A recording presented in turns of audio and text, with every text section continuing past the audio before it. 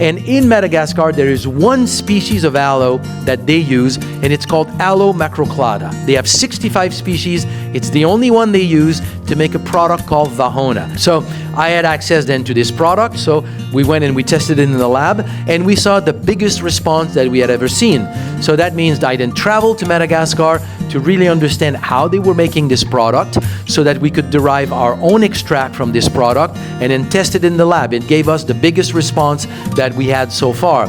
But it's a product that does not really exist outside of Madagascar, and there's no large-scale harvesting, so we had to go and do our own thing. And that's why I did this video, because I thought nobody can understand the environment that we're dealing with in Madagascar.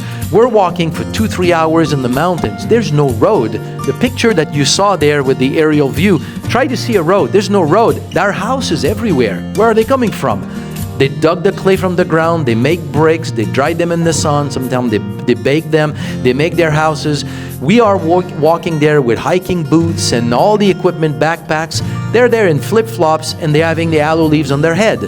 And they're bringing that out of the... So they carry like 5 tons of aloe leaves every month, just with about, 30 kilos on their head.